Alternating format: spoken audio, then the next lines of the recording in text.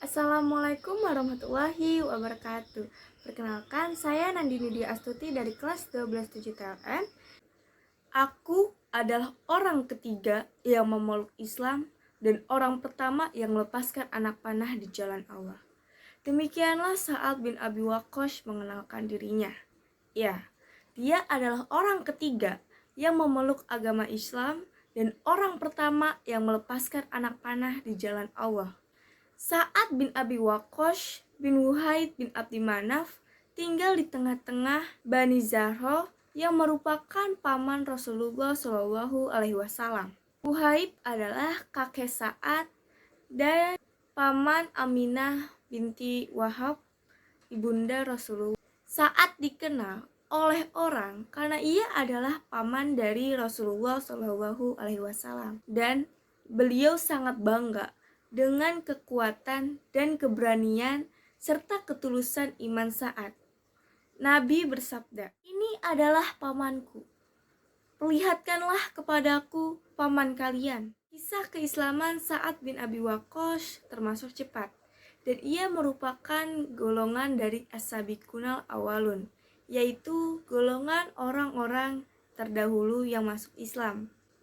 Sa'ad bin Abi Waqqas adalah orang yang patuh dan taat kepada ibunya. Sedemikian rasa sayang dan cintanya, seolah-olah seluruh rasa sayang dan cintanya hanya untuk ibunya yang telah merawat dia dari kecil hingga dewasa dengan penuh kasih sayang. Ibu Sa'ad bernama Hamnah binti Sufyan bin Abu Umayyah. Ia adalah seorang hartawan keturunan bangsa Quraisy. Ia merupakan seseorang yang sangat cantik, anggun, cerdik, dan juga memiliki sudut pandang yang luas. Perlu diketahui, Hamnah juga merupakan seorang yang sangat setia kepada agama nenek moyangnya, yaitu penyembah berhala.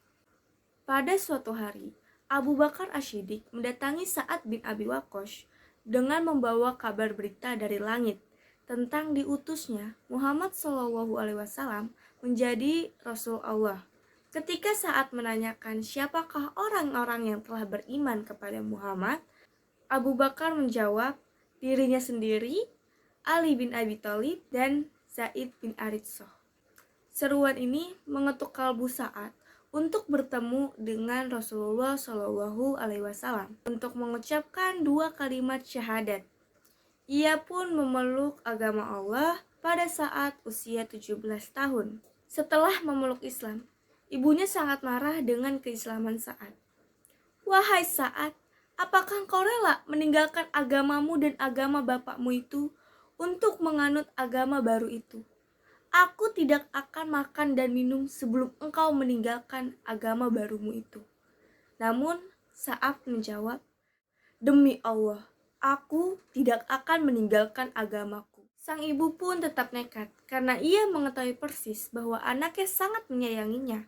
Hamnah mengira bahwa hati Sa'ad akan luluh jika melihat dirinya dalam keadaan yang lemah dan sakit. Namun Sa'ad lebih mencintai Allah dan Rasul-Nya.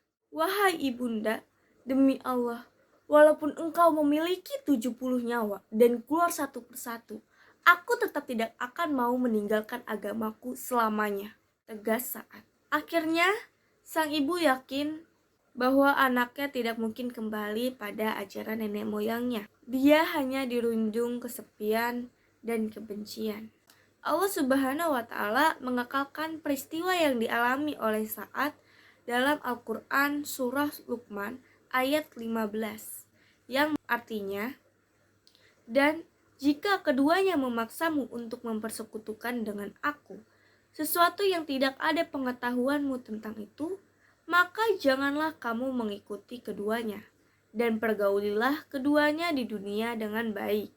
Pada suatu hari, ketika Rasulullah SAW sedang duduk bersama para sahabat, tiba-tiba beliau menatap ke langit dan berkata, "Akan ada di hadapan kalian seorang laki-laki yang akan menjadi penduduk surga." Mendengar ucapan Rasulullah SAW, para sahabat Nabi yang saat itu sedang duduk menoleh ke kanan dan ke kiri untuk melihat Siapakah gerangan lelaki berbahagia yang akan menjadi penghuni surga? Tak lama berselang waktu, datanglah laki-laki yang ditunggu, yaitu Sa'ad bin Abi Waqqas. Di samping terkenal sebagai anak yang patuh terhadap orang tua, Sa'ad bin Abi Waqqas juga dikenal dengan keberaniannya dalam membela agama Allah. Sa'ad bin Abi Waqqas juga merupakan seorang sahabat yang dijamin doanya senantiasa dikabulkan. Qais meriwayatkan bahwa Rasulullah SAW pernah bersabda, "Ya Allah, kabulkanlah Sa'ad jika ia berdoa." Pahlawan perkasa ini menghembuskan nafas yang terakhir pada tahun 55 Hijriah dengan meninggalkan kenangan indah dan nama yang harum. Ia dimakamkan di pemakaman Baqi, makamnya para syuhada. Sekian cerita dari saya. Wassalamualaikum warahmatullahi wabarakatuh.